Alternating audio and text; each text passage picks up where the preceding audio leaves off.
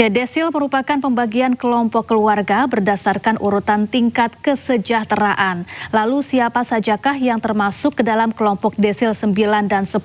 Berikut informasinya.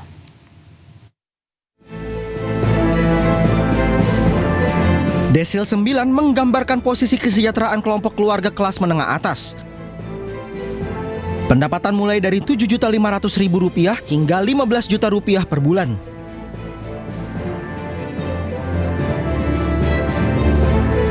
Sementara untuk desil 10 menggambarkan posisi kesejahteraan kelompok keluarga atas dengan pendapatan lebih dari Rp15 juta per bulan. 14 tahun belum mengalami penyesuaian. Gubernur Jakarta Pramono Anung belum putuskan kenaikan tarif parkir kendaraan roda 4 di Jakarta. Pramono tekankan proses penentuan tarif baru tidak dilakukan secara terburu-buru.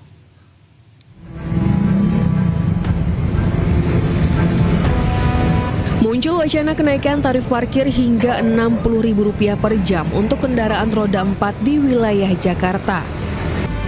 Terkait hal tersebut, Gubernur Jakarta Pramono Anung jelaskan bahwa usulan itu memang sudah disampaikan kepada dirinya. Namun hingga kini ia belum mengambil keputusan terkait rencana kenaikan tarif parkir tersebut. Pramono juga jelaskan pembahasan mengenai tarif parkir juga tengah dilakukan Panitia Khusus Perparkiran DPRD Provinsi DKI Jakarta. Sudah ada usulan untuk revisi mengenai tarif parkir. Secara jujur saya menyampaikan sampai hari ini saya belum memutuskan. Karena keputusan untuk menaikkan tarif parkir adalah kewenangan gubernur. Walaupun kemudian seperti diketahui teman-teman sekalian, DPRD Provinsi DKI Jakarta juga ada pansus tentang perparkiran.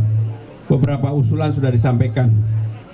Dan memang di Jakarta ini sudah lebih hampir 14 tahun tarif parkir belum pernah naik atau disesuaikan.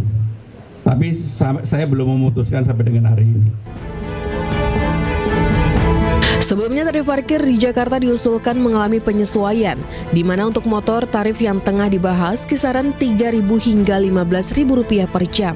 Sementara untuk mobil diusulkan rentang Rp6.000 hingga Rp60.000 per jam. Kebakaran hebat melanda wisata Desa Adat Sade, Lombok Tengah. Api menyebar dengan cepat hingga melalap ratusan rumah adat. Informasinya usai jeda, tetaplah di iNews Siang.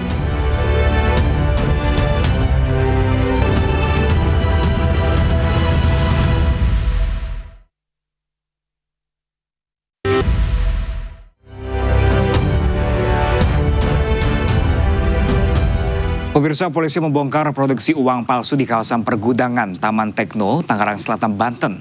Dari tangan 4 pelaku, polisi mengamankan Rp36 miliar uang palsu.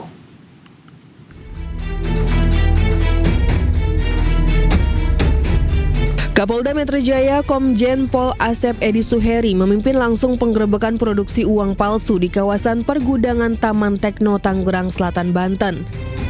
Dalam penggerebekan, polisi menangkap 4 orang pelaku yang telah beroperasi selama kurun waktu 5 bulan terakhir. 2 diantaranya merupakan residivis dengan kasus serupa. Dari tangan para pelaku, polisi juga mengamankan uang palsu senilai Rp36 miliar berikut dengan alat cetak. Ini kualitas yang kami bisa temukan, ya.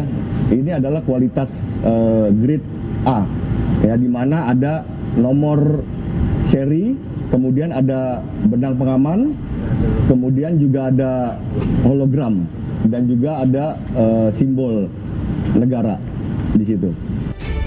Meski uang palsu yang diamankan belum diedarkan, namun nantinya polisi akan berkoordinasi dengan Bank Indonesia. Sementara itu, guna mempertanggungjawabkan perbuatannya, para pelaku dijerat ancaman hukuman 15 tahun penjara. Dari Tangerang Selatan, Banten, Nunung Purnomo, iNews melaporkan. Sementara itu, pemirsa, Rektor Universitas Jenderal Sudirman, Profesor Ahmad Sodik, dan 5 orang lainnya ditahan KPK terkait penerimaan mahasiswa baru. Uang ratusan juta rupiah disita diduga sebagai pelicin.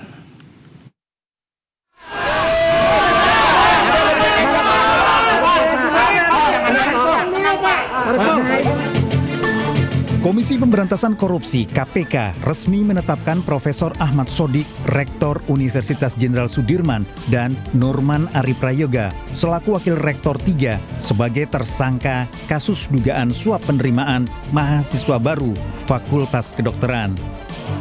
Keduanya terjaring operasi tangkap tangan di Purwokerto, Jawa Tengah dengan barang bukti uang pelicin senilai ratusan juta rupiah. KPK juga menetapkan tersangka lainnya, Kepala Bagian Akademik Unsud Eko Sumanto, serta 3 pihak swasta Dian Mulia Wardana, Adi Wiharto, dan Mulyono sebagai tersangka. Pada Agustus 2026, Saudara NAP selaku Wakil Rektor 3 Unsud atas sepengetahuan Saudara ASO selaku Rektor Unsud melalui 2 perantara, yaitu Saudara DMW dan Saudara AW. Keduanya selaku pihak swasta, ini diduga meminta sejumlah uang kepada orang tua calon mahasiswa baru di Fakultas Kedokteran senilai 650 juta untuk 1 mahasiswa. Bahwa kemudian permintaan tersebut dipenuhi oleh orang tua calon mahasiswa baru. Namun demikian, setelah uang tersebut diberikan kepada 2 orang perantara tadi, DMW dan AW, anak-anak yang bersangkutan tadi yang calon mahasiswa justru dinyatakan tidak lulus seleksi mahasiswa baru di Universitas Jenderal Sudirman. Sebelumnya, sejumlah pejabat Unsud menjalani pemeriksaan KPK di Mapolresta Banyumas. KPK juga memeriksa sejumlah orang dari luar Universitas Jenderal Sudirman.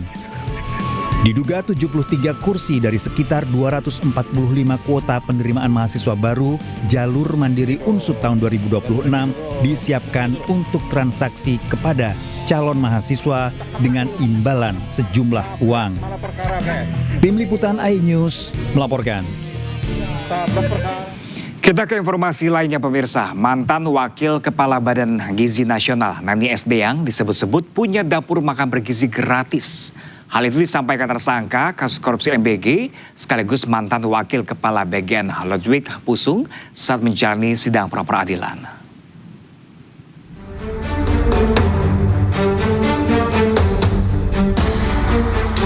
Tersangka kasus korupsi MBG sekaligus mantan Wakil Kepala Badan Gizi Nasional Ludwig Pusung mengungkap mantan Wakil Kepala BGN Nanik Esdeyang memiliki dapur MBG.